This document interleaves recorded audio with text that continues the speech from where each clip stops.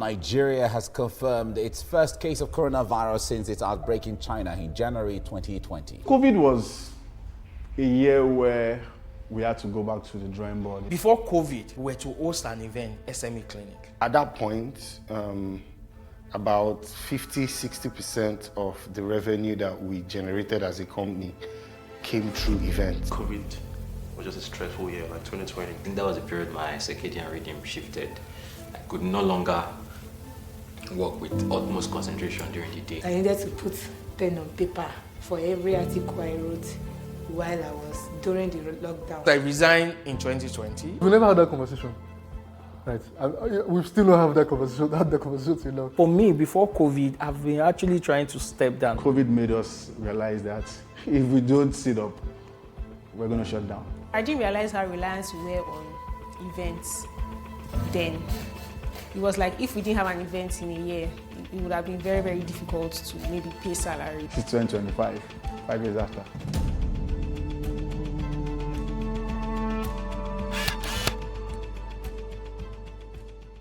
I left Techpoint in 2019, and it was because I was burnt the out.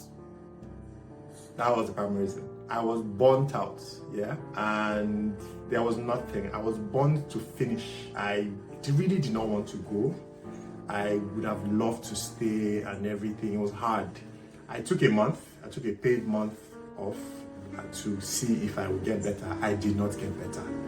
You have to understand that this is something I loved doing. So it was hard for me not being able to love doing it. Nigeria has confirmed its first case of coronavirus since its outbreak in China in January 2020. Before COVID, we were to host an event, SME Clinic. I remember we had had that COVID scare, and Wale was like, "Are you sure we would not cancel this?" I said, "Cancel it." After all the things I've been through. And we did that event, people still came, but by then, a night before, we heard that the first case has been discovered in Nigeria, but we still held the event. I just joined, and the next week we had one physical event, I think a town hall. And in that town hall, people were already speculating that there's going to be a lockdown. I kept pushing it aside, brushing it aside, and then the lockdown happened. Of course, like most people had to work remotely. But interestingly, when news broke of the first case in Nigeria, which I think was at the end of February, even before then, we had decided, okay, we would work from home. All the ideas that came during that pandemic, like whether we launched the Beauty in Africa podcast.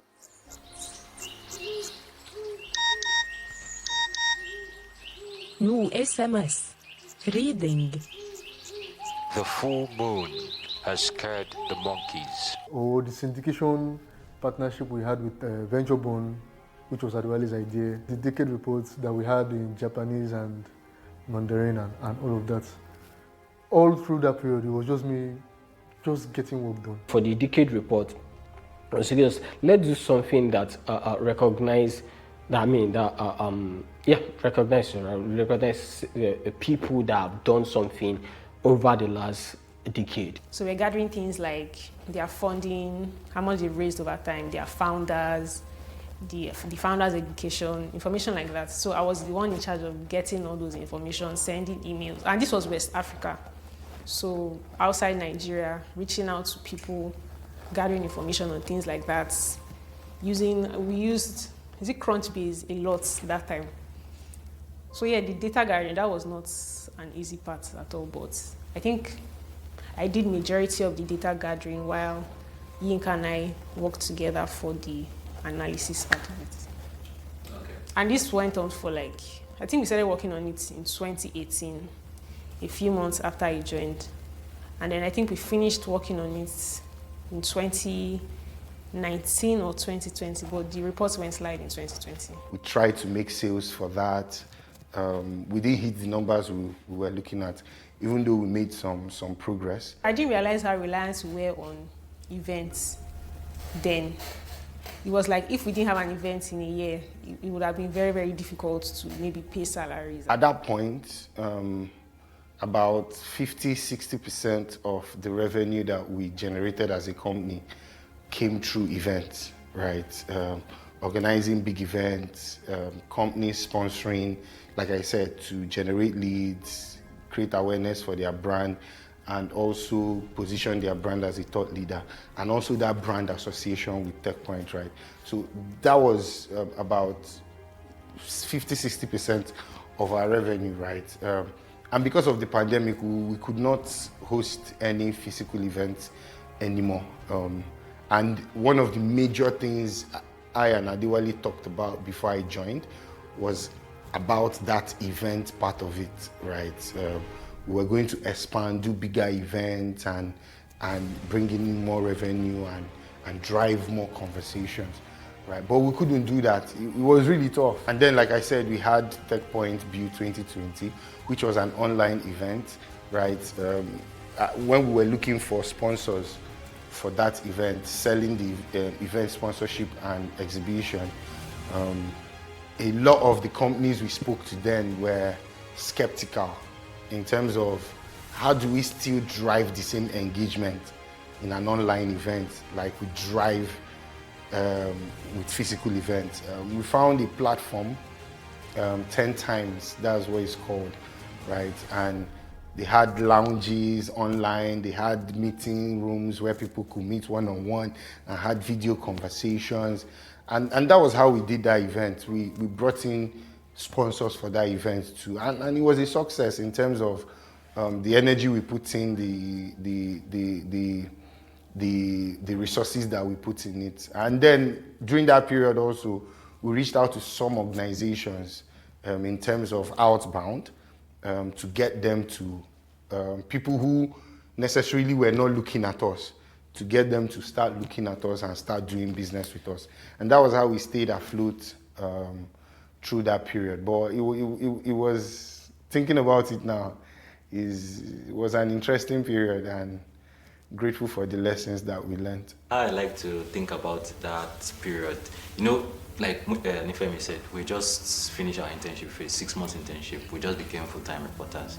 So for me, the way the three of us just went into the whole thing, it felt like we were just barely learning how to swim. Then he just threw us inside the river, yeah, start going. The middle of the ocean. Just start going, right? And yeah, it was interesting because a lot of the guys that were guiding us as interns, they were already, I think that time. For 2+ years and like 2-3 years. Yeah, but but they Victor, were Titi, Inka, and Ifine. Yeah, and Ifine, yeah. So, but by that time, they're already transitioning off the newsroom. Yes, yes. True. Many of us that ended up writing for Techpoint, they had an idea of what tech is, or tech journalism is, or probably had Techpoint before. That wasn't me. For the longest, I've been an avid tech reader, you know, in terms of just like reading tech news on TechCrunch, Techpoint, TechAbout. So this was back in 2016, 17, if I'm not mistaken. I was still in uni at the time. One of my friends, we used to have a bunch of arguments about a bunch of different things. And there was one we were having about AI at some point. Then I was in Ogun State then, and he sent me a video or a picture from Techpoint Inspired 2019. I think it was a keynote by Ngozi Adigberibe, and he said, "Emmanuel, see, this is what I was talking about. See what I was telling you." I'm like, wow, what's going on here? And that's how I got to know what Techpoint was when he sent me that picture. Then same friend sent me boot camp, like, oh, remember those guys that were doing that event? This is another apply. By that time, I was less than a year in Lagos. I relocated from Ondo State to Lagos in 2018. So I was just less than a year in Lagos. So I thought, kidnappers, okay, these people, finally, they have want to get me. But the Friday prior to that interview day, I did my own investigation. I found myself I took myself to the Anthony office. I walked to Techpoint's office door, and I saw the logo, the one I saw online. I didn't enter, right? I didn't enter. So I saw it, and I was like, okay, this looks real. So on the interview day, I went to the office and I did the interview. A very funny interview, not the typical interview idea I had as a job seeker at that time. Okay, so, and I made it to the boot camp. Now, I have no idea. I've never had an idea of joining Techpoint. I had no idea of becoming a journalist. None of that was in my playbook, my plan for the year 2019 or 2025. COVID was just a stressful year, like 2020. It was January of that year that we became full staff junior reporters. So your work was just beginning to dawn on you. You still need some hand holding, but then everybody had to leave the office, so it was quite stressful, but here we are, we survived it. And then the video part, coming to the office part, I think it has to do with me, it was spontaneity. It just thought like, let's start recording video podcast. It was weird for me because first of all, I didn't like listening to my voice to start with for the podcast, so I tried to avoid it most of the time until they pulled me. So now you are saying video, right? It was weird. Some of those videos are still on YouTube. We were dressing like I don't think I've watched. I think maybe one or two. Why were we dressing like that? Didn't we think of our reputation? So what were you wearing then? Calm down, I was wearing palms. I think I had a bead. My hair was always rough. I was doing natural hair. I would now do one kind thing on my head and I would go on camera. What were we thinking then? We didn't think about reputation. The people that are videoing us could not tell us. So Damola saw me with palm slippers and he told me to cock like this. And I thought we'll bring back. Like, who does that? Then, so it was not so obvious. Then someone was not giving me feedback that I should be wearing shoes. I resigned in 2020. I stepped down as CEO. Before that, I've actually planned to step down. We never had that conversation, right? We still don't have that conversation. Had that conversation till now.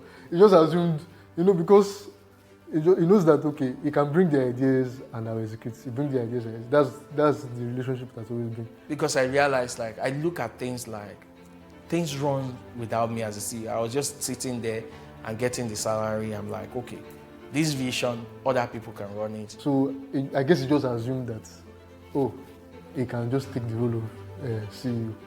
Like, we never had that conversation. I remember when Adewale, who I guess was the founder, moved on to, and Muyiwa took over, if I'm correct.